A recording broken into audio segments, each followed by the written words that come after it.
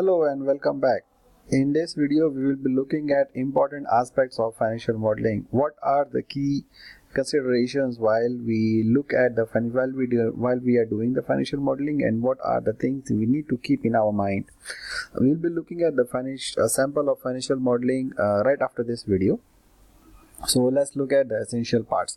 So the first part is we must have the objective in our mind. So means we should think of the solution, how the solution is going to be derived, what is our end point in the financial decision. For example, we are reviewing a decision of buying versus rent. So we must know that, okay, what is our decision objective? So we are making a decision if we need to buy or if we need to rent an equipment.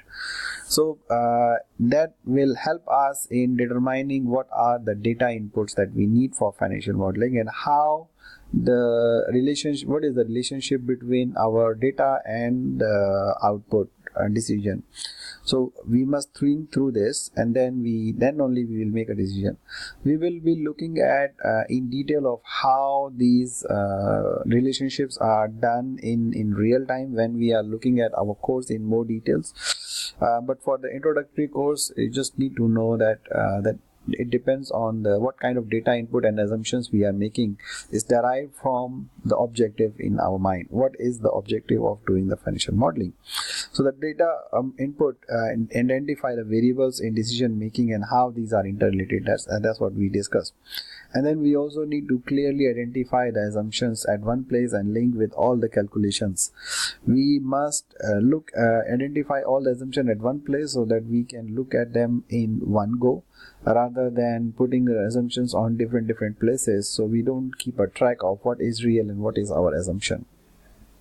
And then it will help also to update all the assumptions in one time, rather than going through the whole model one by one. And then the next thing we need to do is symmetry in components. Sometimes our financial modeling in a financial model expands into multiple sheets. One sheet for balance sheet, one sheet for profit loss, one sheet for cash flow. So we must have a symmetry in the different components. Means if on rows we are taking the description and on the columns we are taking by year or by month, so all the sheets should follow the similar structure.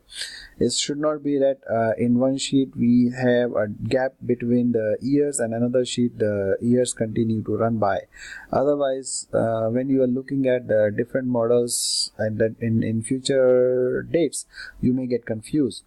And then it will be easier for do the linking and reading. And then the self-auditing should be designed to ensure the accuracy, means counter checking of the formulas, auto sum.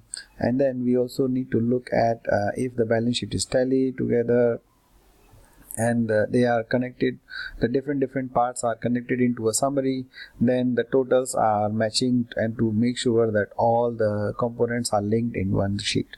And then finally we do the automation, means that we are linking all the sheets, no key into the formulas. Otherwise you will have problems in updating your model at a later stage or edit your model at a later stage. So it should be linked so that once you change one assumption, then the whole model should be able to change automatically. We should use the name range wherever possible to enhance the reading. I'm sorry for the spelling mistake there, but the name range is able to enhance the reading. So for example, if one cell contains the cost, let's say the B6 in Excel. So when you are making a formula, so let's say A6 is contained profit revenue, B6 contains the cost. If you are doing a formula A6 minus B6, you may not know what is A6 and what is B6, and then you may have to trace back. But if you name the cell A6 as a revenue and B6 as a cost, wherever you are using in formula, you will say, okay, you will type revenue minus cost equals profit.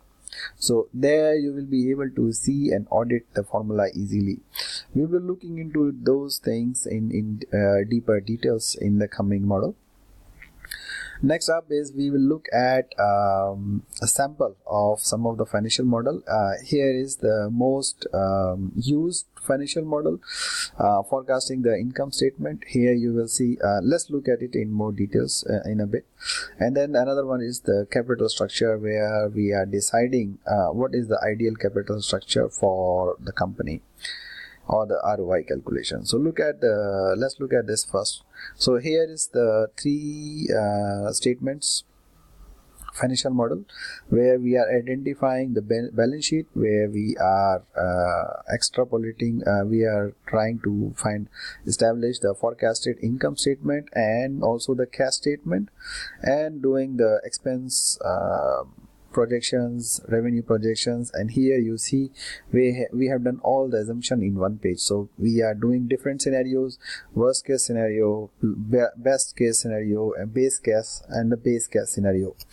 Here we are doing assumptions on how many cups are going to be sold, what is the proportion of the cups, expense assumptions. We are doing all the assumptions in one places, as we discussed earlier. Then we are doing a revenue calculations. Here you will see most of the things are linked, so that once you change one cell, everything is changed. And then we are doing an expense projection in the depreciation, amortization assumptions. And then we are forecasting the income statement. Here the financial model has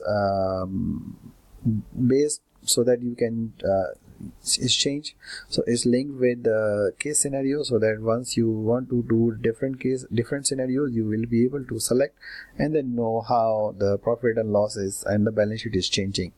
So once you change one thing, another thing change automatically. So this is one case of financial modeling. We will be looking at how to generate these business model, how to generate this balance sheet, income statement, and cash flow in more details in our course later. Let's look at the different one more financial model case. This is a capital structure of the company. Here what we are trying to judge is what is the impact of change of the cost of capital, and also on the different capital structure on the discounted cash flows, on the return of equity and the valuation. So we will looking into all these how to make these things in deeper details in the coming videos. So stay tuned for that. Thank you.